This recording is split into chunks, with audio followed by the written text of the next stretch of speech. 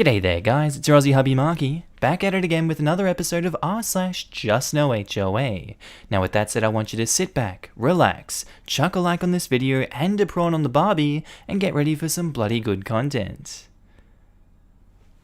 Posted by user Comfortable Run, titled, Caught HOA trying to break into my house, now they've issued me with a $1,000 fine, WA.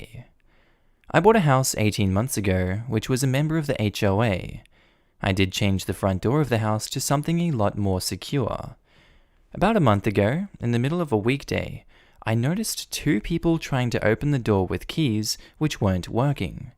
I confronted them while my wife called the police, and it became apparent that they were officers of the HOA trying to look for an infringement. There is a section of the CC&Rs that says, the association is entitled to access the homeowner's property with reasonable notice, and also a section that says the homeowner may voluntarily submit the property keys to the association. However, once submitted, the association is not required to return the keys.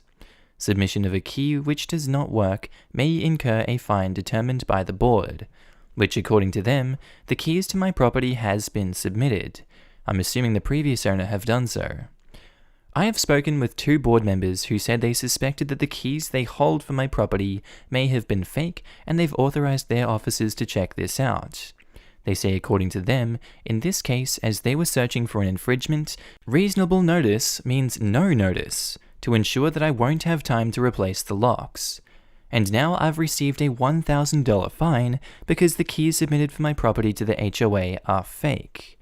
I have talked to a board member who tells me that their interpretation of the contract is that once a real key is submitted, the key must be kept up to date at all times or a fine is warranted. They also told me not to fight this, as according to the bylaws, the HOA is entitled to recover their legal fees from me in case I bring them to court or they bring me to court.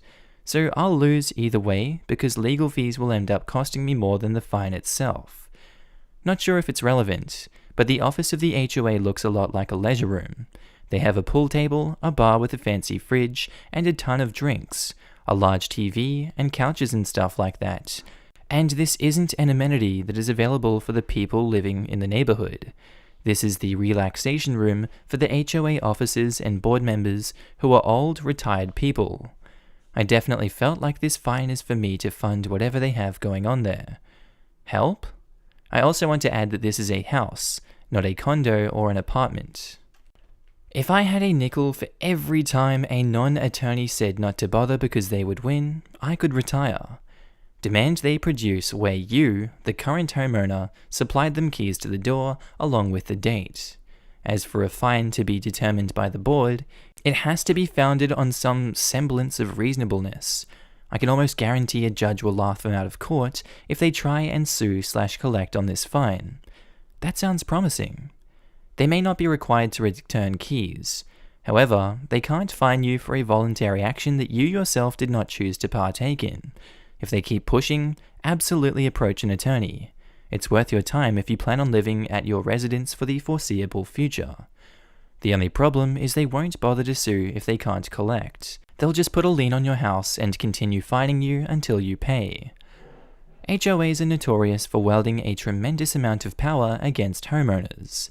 It may vary by state, but I know that in some states the parties must go through internal dispute resolution/ADR prior to initiating a lawsuit. As for legal fees, I highly doubt the HOA can collect attorney fees whether they win or lose. Much more likely, the prevailing party will be entitled to attorney's fees. Check your CC&Rs for a provision addressing attorney's fees and compare that to RCW 64.38.050, which states attorney's fees go to prevailing party at discretion of the court. While you're at it, just read your CC&Rs front to back. It's important now more than ever that you know them. You could try to initiate the internal dispute resolution process to contest the fine and do that yourself and see where that gets you. Check CC&Rs for details on the process. As for your specific violation, it probably would cost you more to hire an attorney and dispute the $1,000 fine in court. If you prevail, the judge might order your attorney's fees covered. You could also check if this is something you could take up yourself in small claims court, which might make some more financial sense. It doesn't sound like the HOA was actually trying to break into your house. They will say they were simply testing the set of keys they had to verify they had the proper set, which doesn't appear to be in violation of the CC&Rs. Your strong point is that the non-working keys were submitted by the previous owner and submission of keys is voluntary.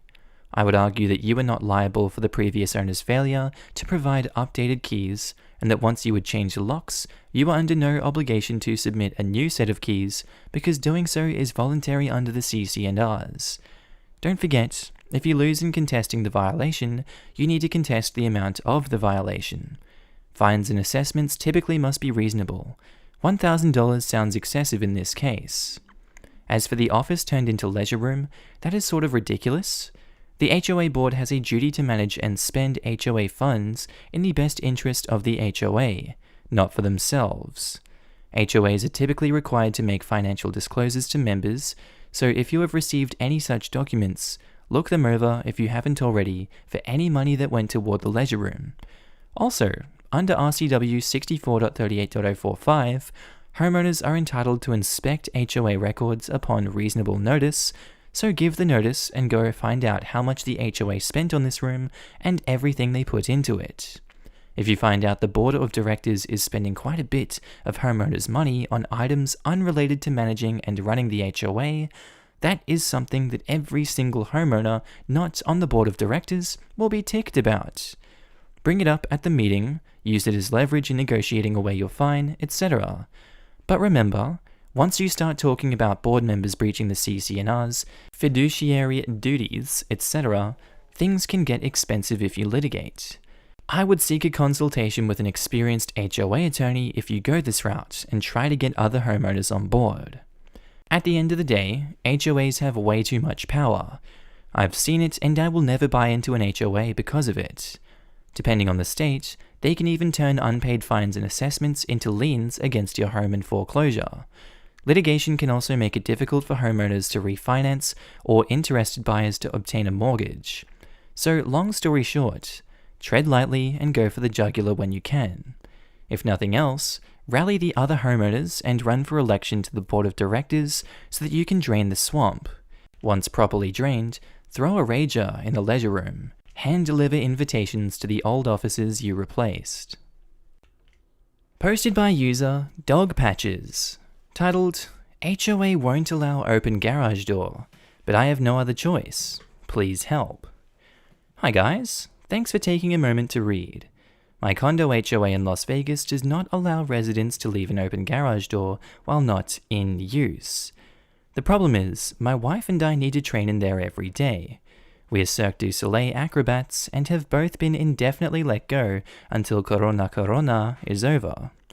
As is such, our gyms at work are gone, public gyms are gone, and we have gone to incredible lengths to procure equipment we can use at home while we wait this out. Also, in Vegas right now, it's over 100 degrees every afternoon, and if we close the door, we would die of heat stroke, as well as not be able to see anything, and we absolutely cannot let off training over this, because it's our only way to maintain during lockdown. Do we have any recourse? Any advice? Thank you, Reddit. Edit, the HOA is requiring I comply or fine me $200 every time it's left open. HOA CC&Rs will likely be the first place to check. You should have gotten a copy when you closed on the condo.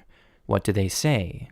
If the CC&Rs are silent on the issue, you may be able to argue it, but otherwise it could be a hard row to hoe, because the CC&Rs are something you voluntarily agreed to abide by. Is the line from the email regarding in use in the CC&Rs? Not a lawyer, but I would argue that in use commonly means any function typically related to a garage, which for me includes vehicles going in or out, maintaining equipment, and working out. I have my workout stuff in my garage too. But many CC&Rs explicitly prohibit some of these activities, like vehicle maintenance. Yeah, it's in there, so I feel like I'm a bit screwed. But what should I do? I don't know what to do. I'd say it's worth trying to talk to them and ask for special dispensation. Acknowledge you want to maintain the decorum of the neighborhood just like everyone else, and you don't want to have to look at anyone's collection of broken jet skis and Christmas junk either. But that's not what this is. Giving you permission to train is the neighborhood's way of caring for their neighborhood in this difficult situation. Thanks for this. I really like the wording and perspective. I'd actually suggest getting a split AC unit for the garage. You mount the inside part high up on the wall inside, then the outside part is relatively small, and if you're lucky, you can place it somewhere where the HOA allows it, because you've obviously got at least 1 to 2 other ones outside already, since it's Las Vegas. That's sort of a major investment for something that might not be useful in 3 months. Then it's a good thing it'll work next summer too, and the summer after. Lots of people use their garages as a workout space. From a legal perspective, if this is in the CC&Rs or other rules, this is an enforceable rule, as there is no legal protection that says this type of rule is unlawful. The current situation and your profession, generally speaking, do not override a rule of this type, but these rules are enforced by your neighbors and the HOA board, and they can take hardship and pandemic into consideration. The specifics of the bylaw matter. In any case, this type of rule is in place to prevent the garage from being used as a living space, and further to prevent the common area parking from being used. It is possible your use is not a violation of the rule. You could avoid breaking the rule, keep the garage door closed and air condition the space, or work out inside your home. You could ask for permission from the board. You could ask your neighbors not to report your garage door for being open. You could get enough homeowners together and change the rule. If you have received a fine already, you should ask for a hearing and make your case there. Can't you just incorporate 2 foot of your driveway to your workout routine? Then you would be continually entering and exiting your garage. It's not like you're putting crap on display, you are actively using the garage. If you take numerous items out to the trash, you aren't expected to close the garage behind you, so why is this different if your workout takes you outside and back? If you're in their training, wouldn't it be in use? It says in their email, in use, entering or leaving the garage. Heck, I don't know about this one. What would you guys do in a dispute like this? It's a lot of good advice here. Posted by user CMHSGrado2, titled, Right Number, Wrong Street. First time posting.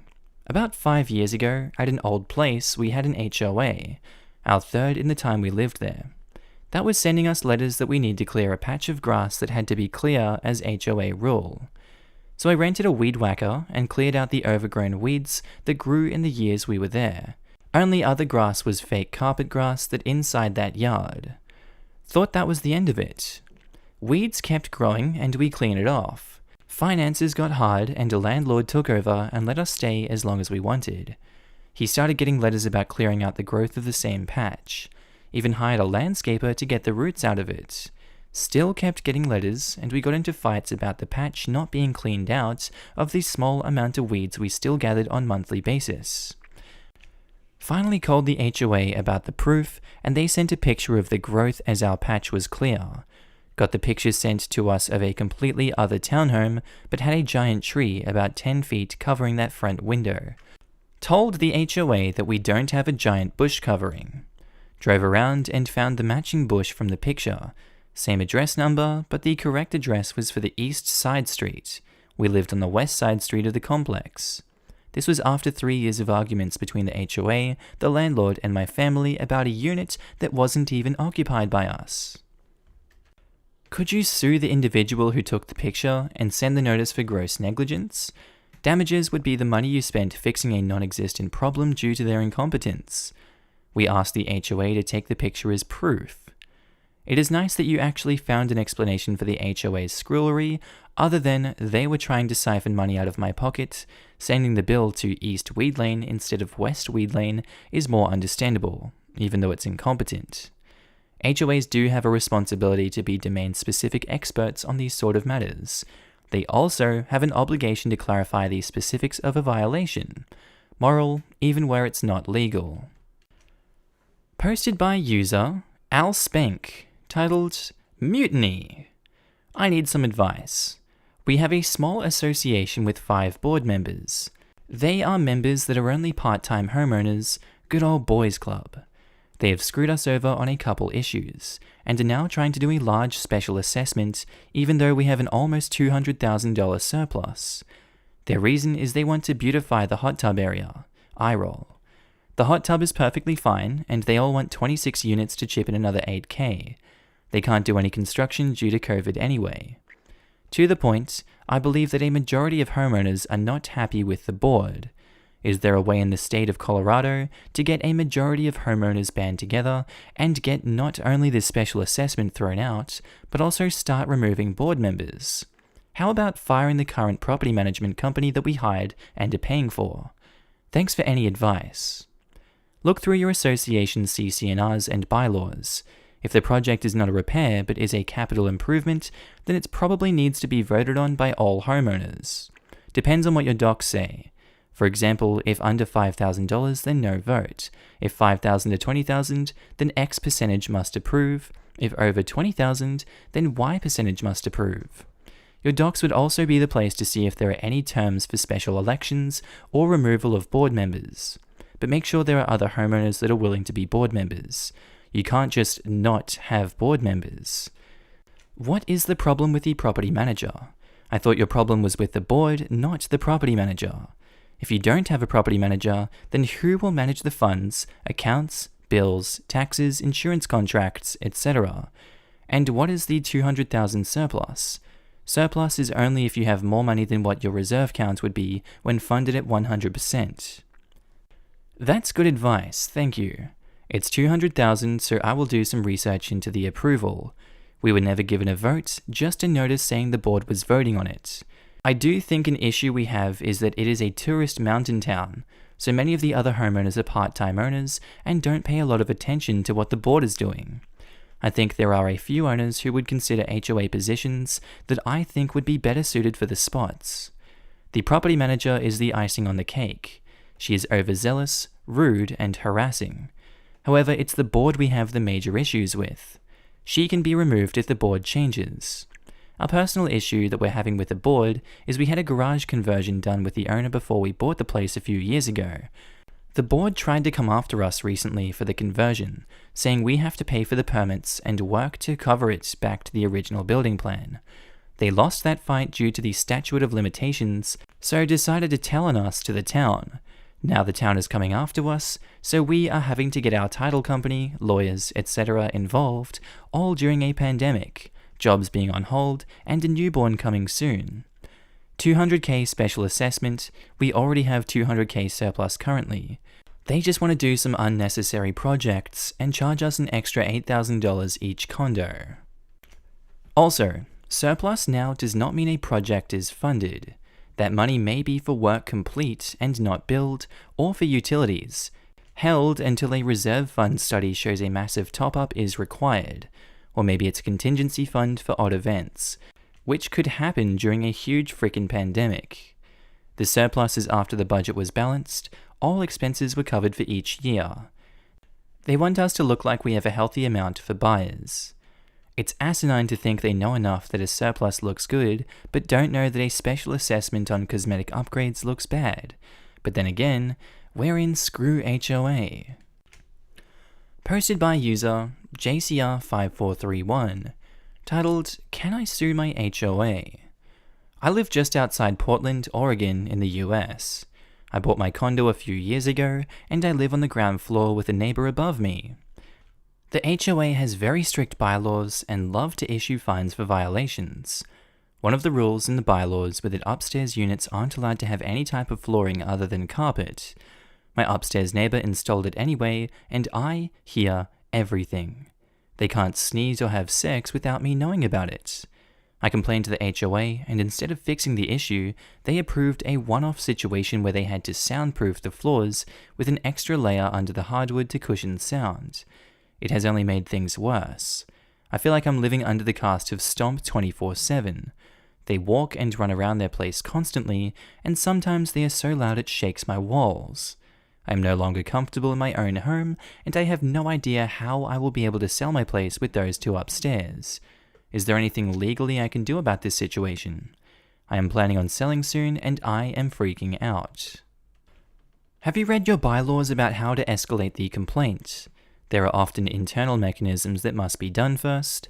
Also, if they were shaking the walls in your apartment, installing carpet is unlikely going to stop your issues. There may be more to the problem.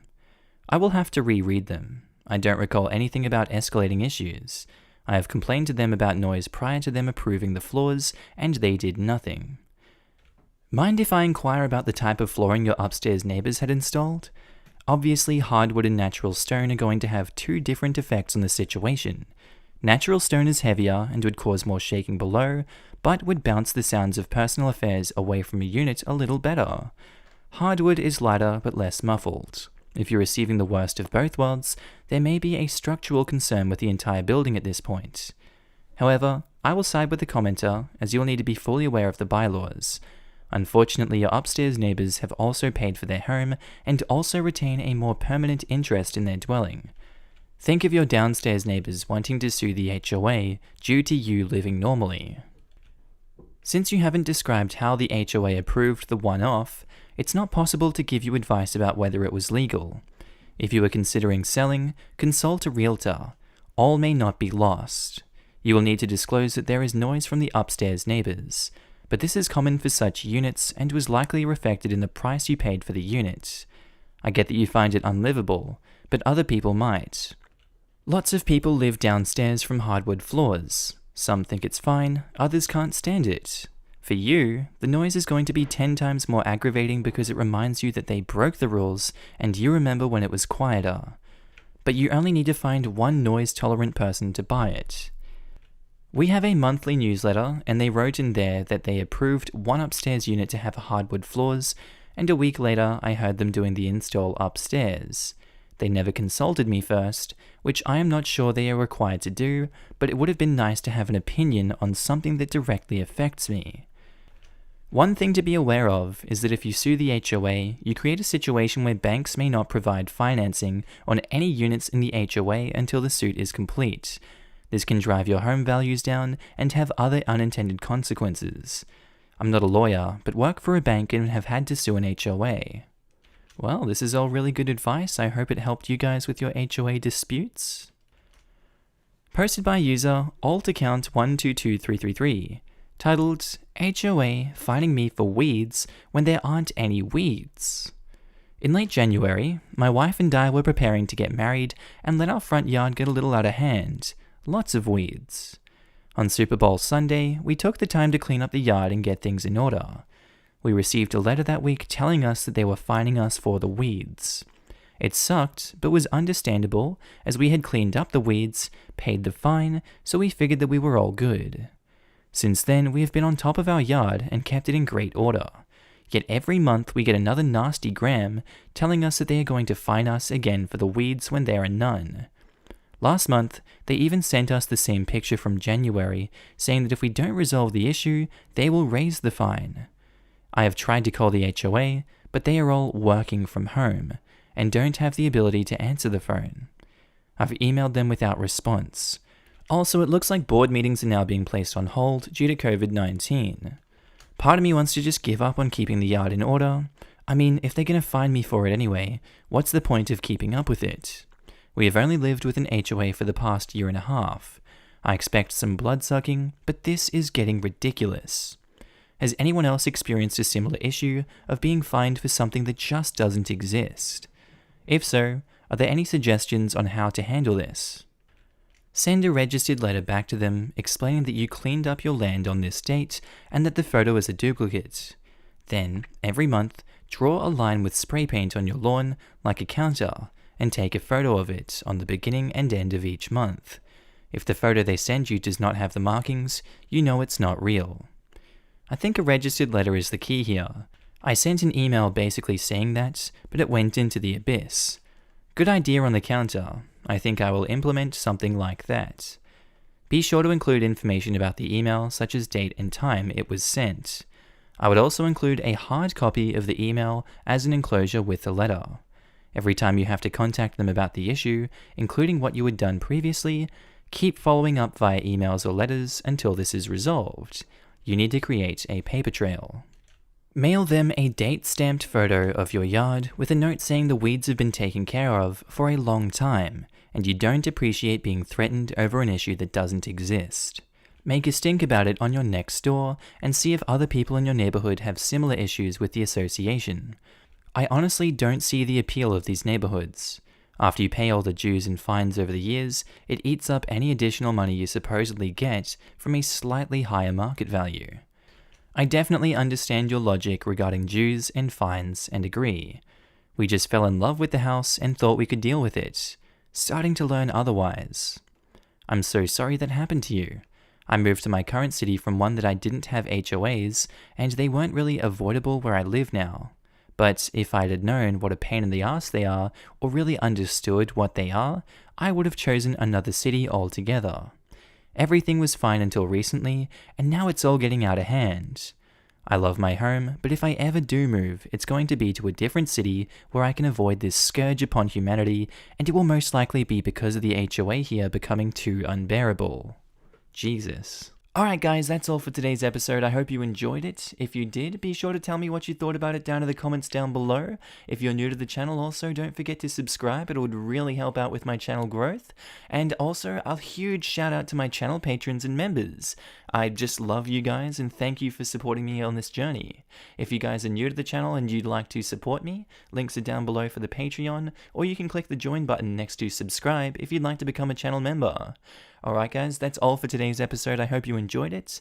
I hope you have a good day, night, sleep, whatever you're up to, and I'll see you in the next episode. Bye.